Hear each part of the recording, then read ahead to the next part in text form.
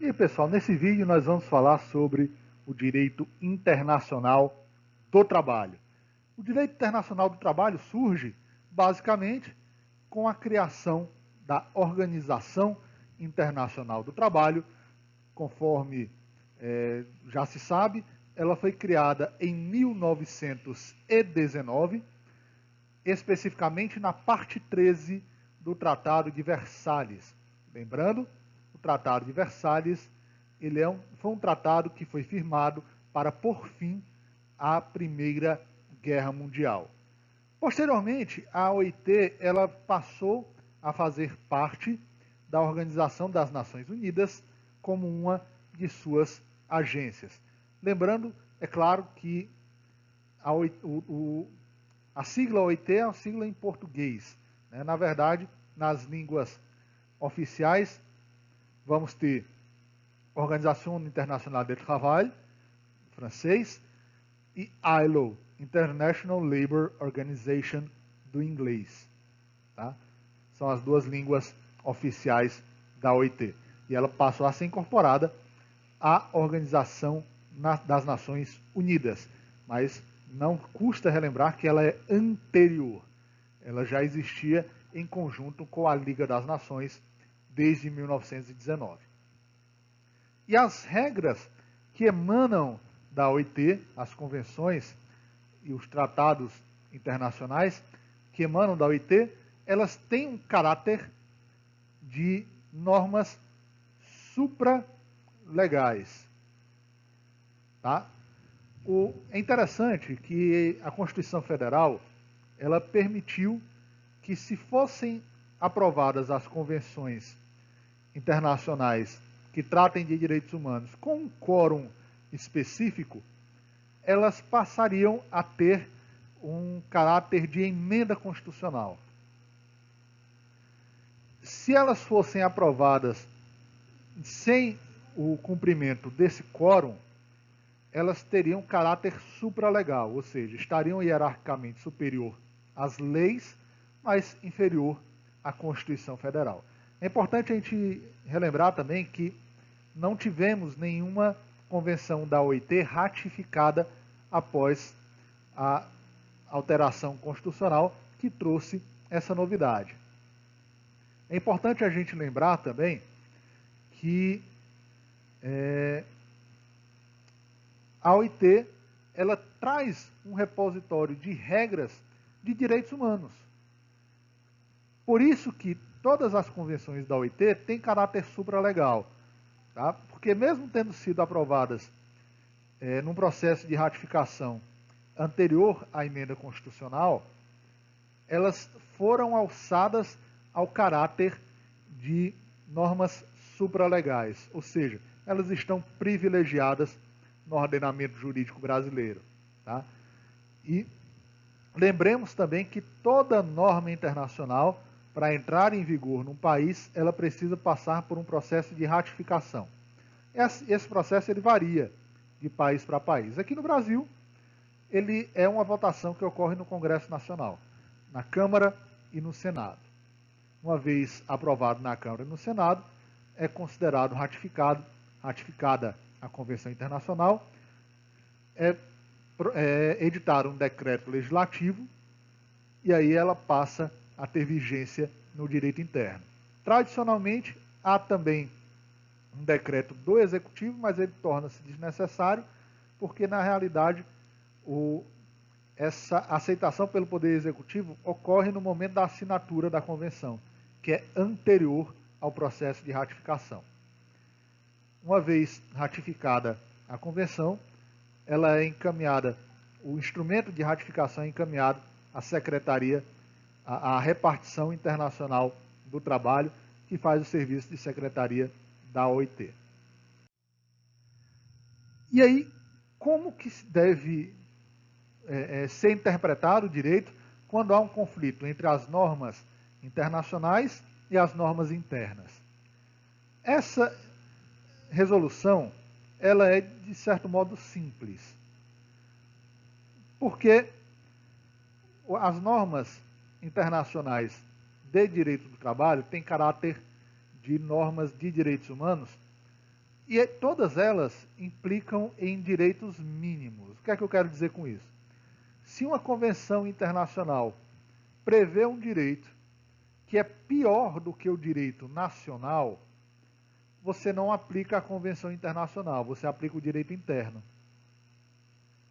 Inclusive, normalmente nas convenções há uma cláusula que diz que a convenção não pode ser utilizada para diminuir direitos que uma nação já dê aos seus trabalhadores.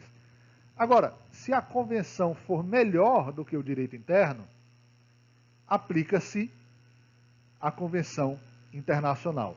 Ou seja, utiliza-se da diretriz da norma mais favorável. Aplica-se aquela norma que é mais favorável ao trabalhador. E a OIT, ela se rege por alguns princípios básicos. O primeiro deles é o princípio segundo o qual a paz, para ser universal e duradoura, deve assentar-se sobre a justiça social. Aliás, esses princípios eles estão todos entre aspas, terminou que faltou colocar aí, porque eles foram extraídos do próprio Tratado de Versalhes. Tá? Segundo princípio, é o princípio segundo o qual a melhora da situação de um grande número de pessoas que viviam em estado de miséria, pondo em risco a paz mundial. Ou seja, é função da OIT melhorar a situação da maior quantidade de pessoas possível para que elas saiam do estado de miséria e assim não ponham em risco a paz entre os países. E também é princípio de constituição da OIT a criação de um regime de trabalho humano, ou seja, humanizar o sistema de trabalho, humanizar o regime capitalista. Justamente por isso, durante muitos anos, a OIT não contou com países que não fossem capitalistas. Tá? Evidentemente que depois de um determinado período passou a aceitar países de cunho socialista, mas isso veio com o tempo, não foi desde a sua formação. E a entidade, a OIT, ela é atualmente regida pela Declaração da Filadélfia, Declaração de 1954. Ela é, para todos os efeitos, a Constituição da OIT. Todos os países que são membros da OIT assumem o compromisso de cumprir aquelas diretrizes previstas na Declaração da Filadélfia. Nós separamos aqui as mais importantes. A primeira delas é que o trabalho não é mercadoria, ou seja, os países devem atuar de forma que o trabalho não seja considerado uma mercadoria pelo seu direito interno.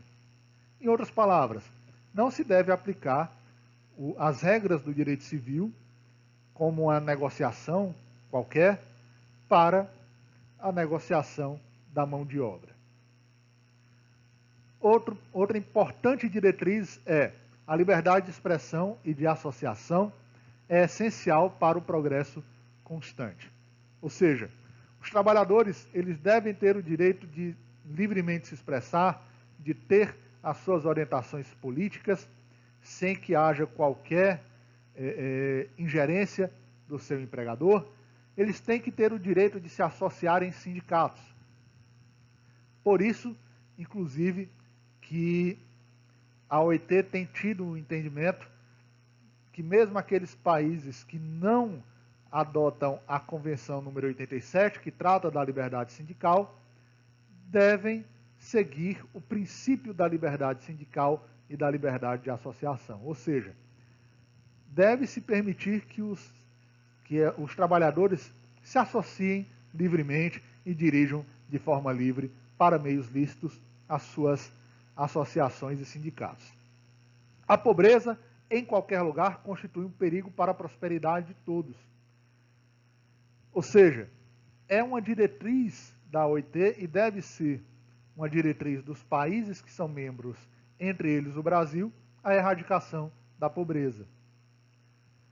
O esforço internacional contínuo e concertado, no qual os representantes de trabalhadores e dos empregadores, colaborando em igualdade com os representantes dos governos, participem em discussões livres e em decisões de caráter democrático, a fim de promover o bem comum.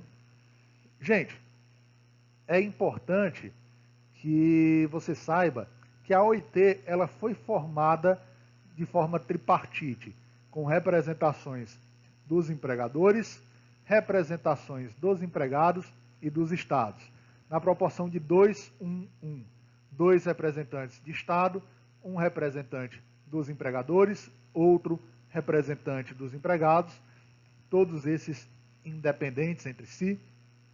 Ou seja, a OIT ele tem também essa função de promover as discussões tripartites, as discussões entre os sindicatos de empregadores e de empregados e os estados, para que haja um maior desenvolvimento do direito do trabalho. E esse tem sido o papel da OIT desde a sua criação, é desenvolver essa cooperação entre governos, empregadores e empregados, para que assim atinja uma paz social de forma tripartite.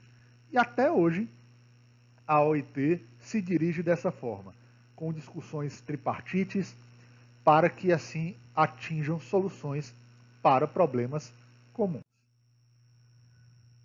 A OIT tem como objetivos promover e efetivar padrões, princípios e direitos fundamentais do trabalho, tanto que se você tiver a curiosidade de pesquisar em inglês, normalmente você vai achar a nomenclatura Labor Standards, que quer dizer justamente padrões de trabalho. A OIT tem padrões mínimos para os trabalhadores do mundo inteiro, padrões esses que os estados se comprometeram em cumprir. Tem também como objetivo criar maiores oportunidades de trabalho decente e de renda para homens e mulheres.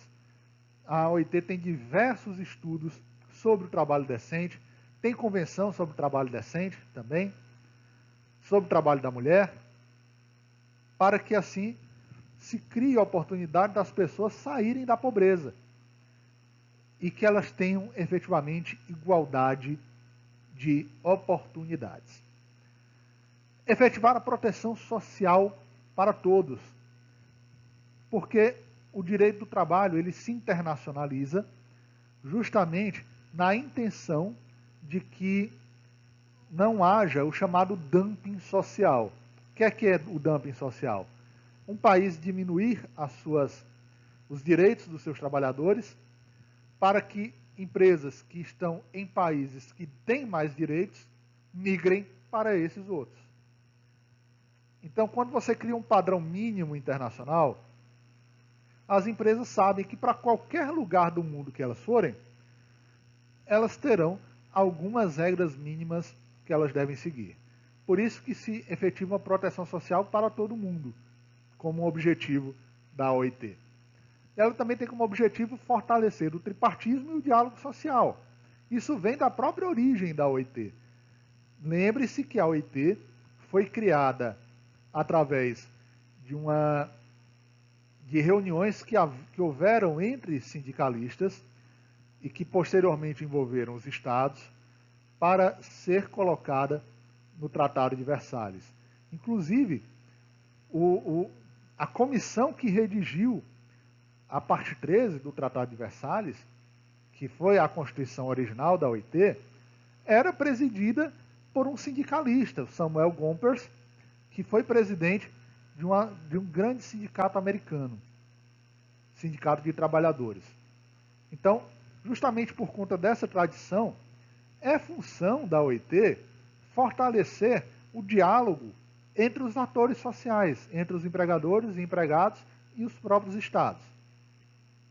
Então, nós trouxemos aqui esse pequeno esquemazinho para te ajudar a internalizar esses objetivos, que na verdade, o objetivo mesmo da OIT, o grande objetivo é atingir a justiça social, através do trabalho decente.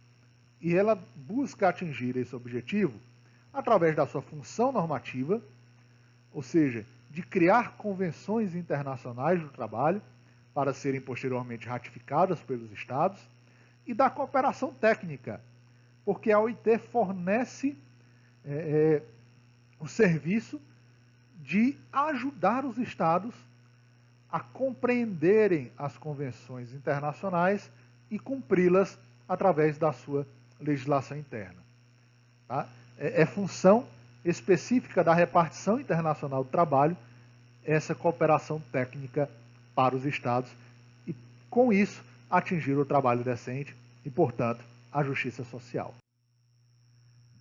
A OIT, ela é estruturada em 3 grandes órgãos. Tá? Em 3 grandes órgãos. O Conselho de Administração, a Oficina Internacional do Trabalho, que é a mesma repartição internacional do trabalho, e a Conferência Internacional do Trabalho. Tá, vamos só fazer uma anotação aqui.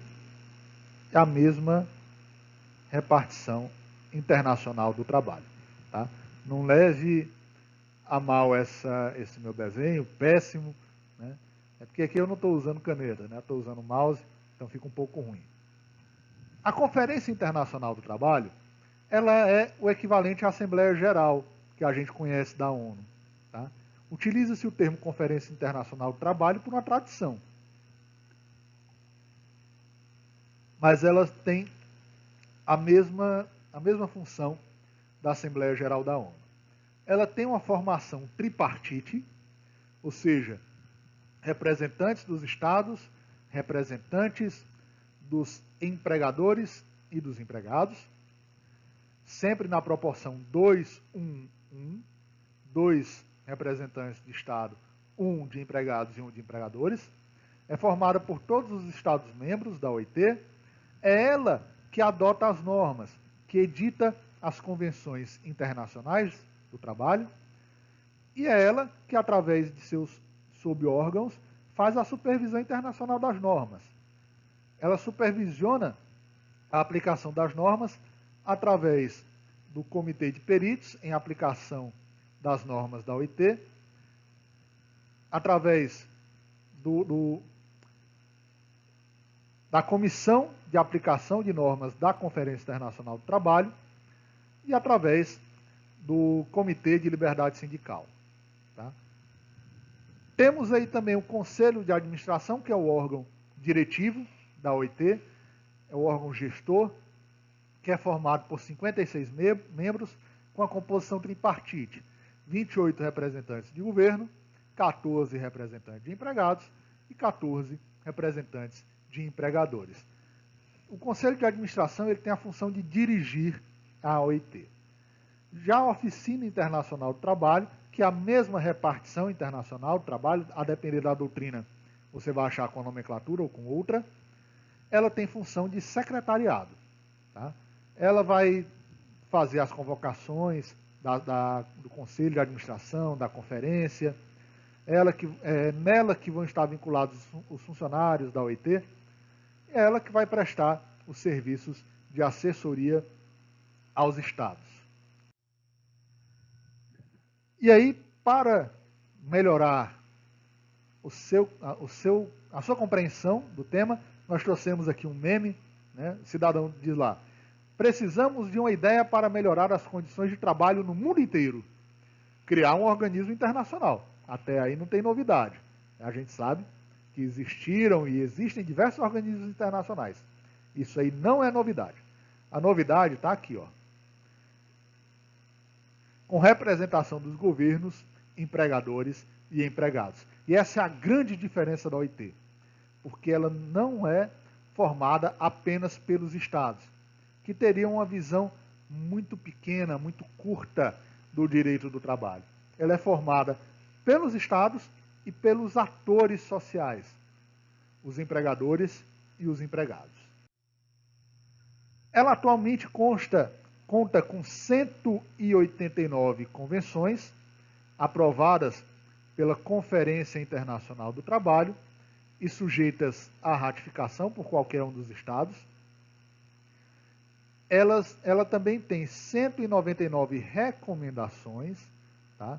Essas recomendações elas não têm caráter vinculante. Por isso que não se prevê a ratificação das recomendações da OIT. Ela tem também 6 protocolos adicionais. Tá? Ela tem 6 protocolos às convenções internacionais. As convenções, quando ratificadas, elas vinculam os países que ratificaram. Tá?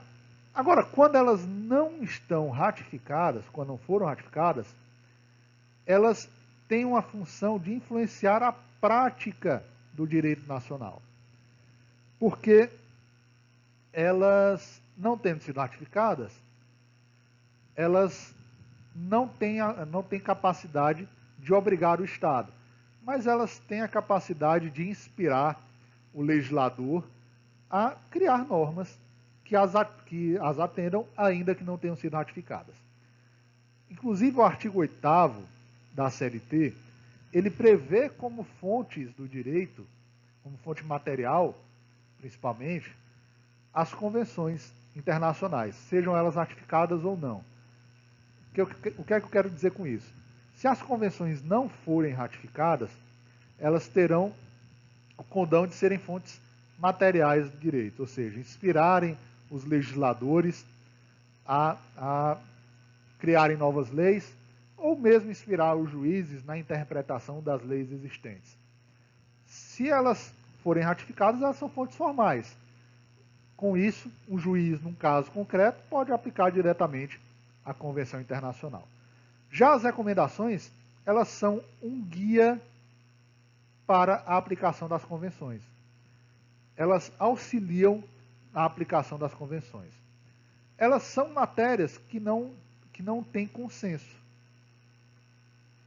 Ou seja, que não se discutiu de modo que empregadores, empregados e governos concordem com aquela matéria. Por isso, elas são aprovadas na forma de recomendação, que não prevêem a ratificação e não são obrigatórias. Elas, na verdade, têm uma influência na prática, influenciam o direito nacional, mas elas são meramente fontes materiais do direito. Ou seja, elas não têm aplicabilidade direta. Então, gente, sobre o OIT é isso. Muito obrigado e até mais.